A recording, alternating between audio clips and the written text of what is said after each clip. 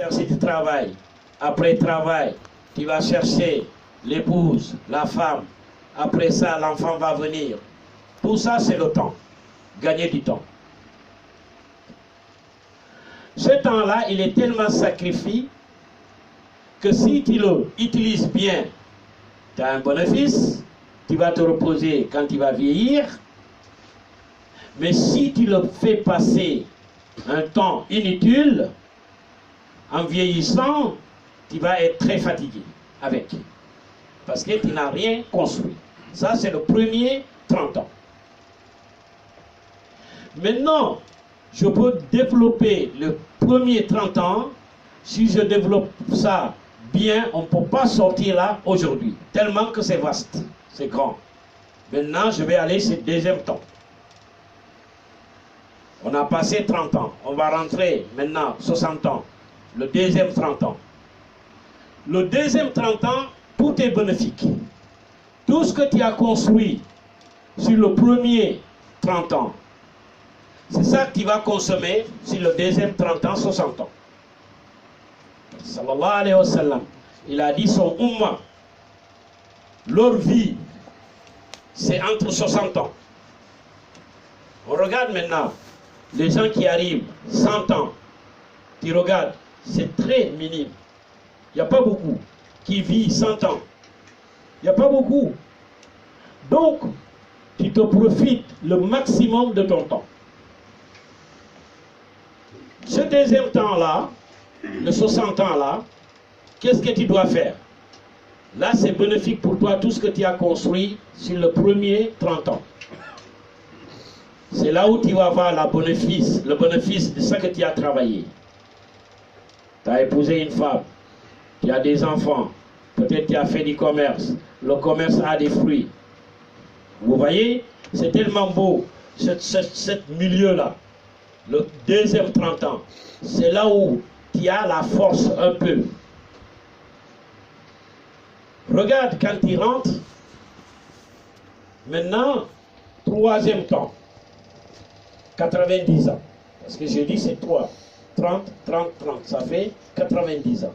Dès que tu rentres 90 ans, les yeux commencent à être fatigués, les pieds, les oreilles. Même quand tu manges, tu n'arrives même pas à digérer ton repas. Les maladies commencent. J'ai dit les maladies pour commencer même à l'âge de jeunesse. Mais je vous donne à peu près comment le temps. Parce que l'imam m'a dit tout à l'heure qu'on va parler sur le temps. Donc, je rentre directement sur le temps. L'imam qui va faire le khutbah aujourd'hui, c'est le temps, il m'a parlé, donc on rentre sur le temps. Je vous explique c'est quoi le temps. Le temps ne le gaspille pas inutile. Des fois, tu vas à la jeunesse, on dit, bon, ben, moi, je vais arrêter de prier jusqu'à que je commence à avoir 20 ans. Mais ça, c'est des faux problèmes. Parce que si tu n'es pas habitué de la prière depuis à l'âge de jeunesse que tu as, en grandissant, c'est un peu difficile pour toi pour que tu puisses l'adopter. Donc, ne perds pas ton temps. Aujourd'hui, quand on regarde, on perd de notre temps beaucoup. Télévision. Il prend toute ta journée. Tu es en train de regarder télévision, des films, des feuilletons. Football. Il y a toutes sortes d'amusements. Là, comme on parle sur le journal aujourd'hui, c'est les courses de France. C'est-à-dire le cyclisme qu'il y a là actuellement. On est sorti sur le mondial, maintenant on est rentré sur le cyclisme. On perd notre temps en regardant la télé. Et pourtant, quand tu prends un livre, je dis bien un livre, tu lis un surat, un seul ayah, tu lis un seul ayah, ou tu lis alif, lam, mim, regarde le bénéfice. Le prophète te dit alif, lam, mim. Rien que tu ouvres le Coran, tu dis alif, lam, mim, tu fermes le Coran. Le bénéfice de ça seulement, alif, lam, mim. Alif, c'est harf, lam, c'est harf, mim, c'est harf. Tu peux te bénéficier de ça. Tu fais les recherches dans ta télé. tu fais la recherche dans ton téléphone, tu fais la recherche dans les livres. Pourquoi je dis ça? Parce que je viens sur la prière. Quelqu'un m'a demandé hier, j'ai dit bon, je ne sais pas quel bayan que je vais faire, je ne sais même pas. Est-ce que les gens m'écoutent? On ne m'écoute pas, je ne sais même pas. Je m'inquiète pour ça. Il m'a dit, mais Haroun, pourquoi tu n'amènes pas la prière? Parce que beaucoup de gens ne comprennent pas la prière. La prière, Dieu il dit dans le Coran, le Saint-Coran qu'on a, il faut être fier de l'avoir. Inna salat kanat ala al-mu'minina kitaban mawquta, que Dieu a dit.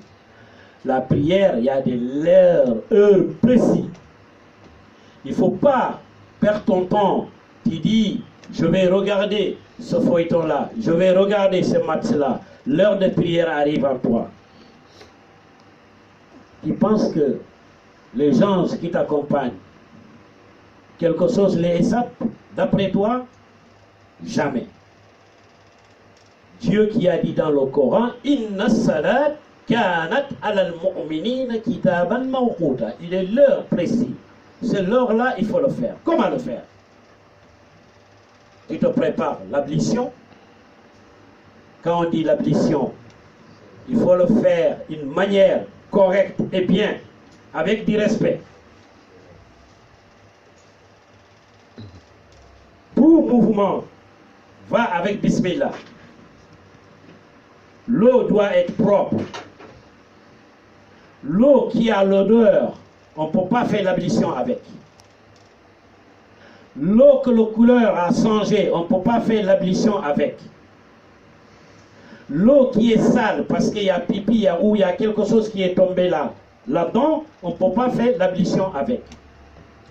Tout doit être avec propreté.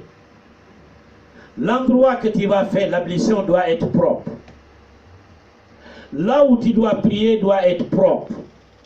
Le vêtement que tu vas mettre, ça doit être propre. Le vêtement.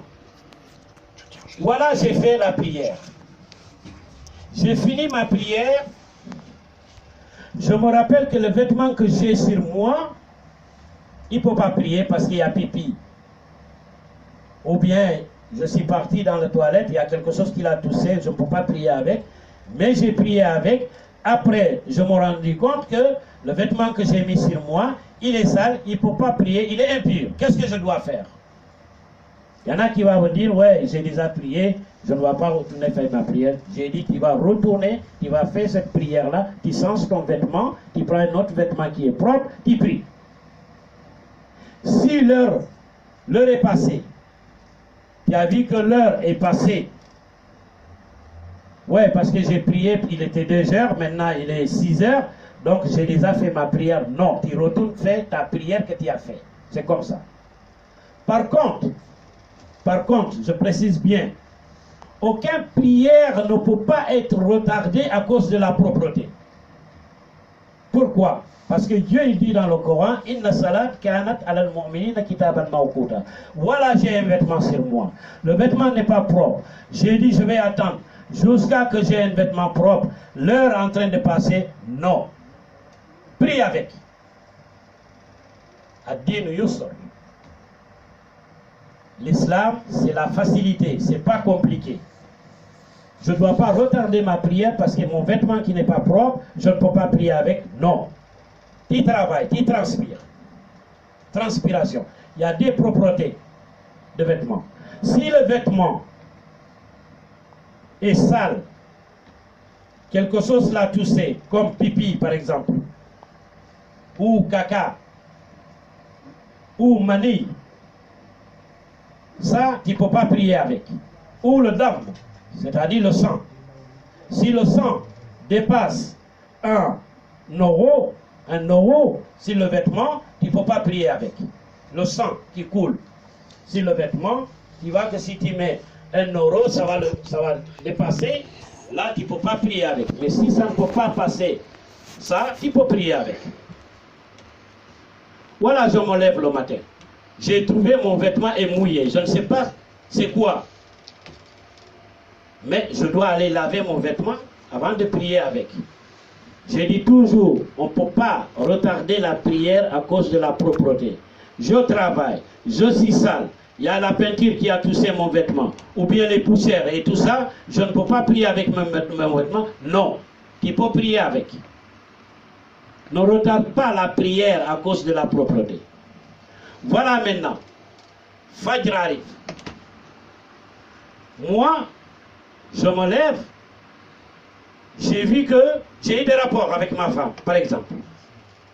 Le Fajr arrive. Qu'est-ce que je dois faire? Là, tu vas te laver. Parce qu'il y a les moyens. Tu te laves et tu fais ta prière. Là, tu n'as pas le droit de prier là, de dire, parce que l'heure va me dépasser. Non, non, non. Là, tu as eu des rapports avec ta femme. Tu sais que l'heure, il est arrivé, il va passer, il va te dépasser là. Va te baigner d'abord et tu viens, tu fais ta prière.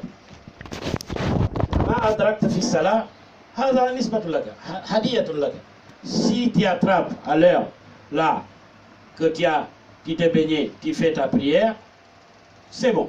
Par contre, il ne faut jamais retarder la prière de fard. Je dis bien fard. Si c'est la prière de nafila, après salat al-fajr, tu n'as pas le droit de prier encore, il faut attendre que le soleil se lève. Mais quand c'est la prière de fard, là tu vas prier quelle que soit l'heure.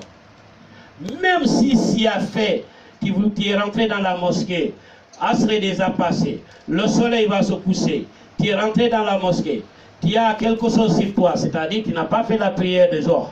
Quand tu rentres dans la mosquée, fais la prière de Zohr, même le soleil se couche. Le moment que tu ne peux pas faire le nafila, même si le phare, tu vas le faire. On me signale que l'heure est passée. Donc, Al-Qayyisu, man dana nafsahu wa amala min ba'd al-maut. Wal-aziz, man taba nafsahu hawaha wa tamanna ala Allah al-amani. Assalamu alaikum wa rahmatullahi ta'ala wa barakatuh. Quelles que soient les questions que vous ne comprenez pas dans la prière, il ne faut pas avoir aucun complexe de demander. Allah il dit dans le Coran, Fas'alu ahlu zikri in kuntum la ta'lamun. Donc là, il n'y a pas de problème. Tu peux demander, tu ne connais pas. Demande. Ce n'est pas aïe. Ce n'est pas la honte. Donc voilà.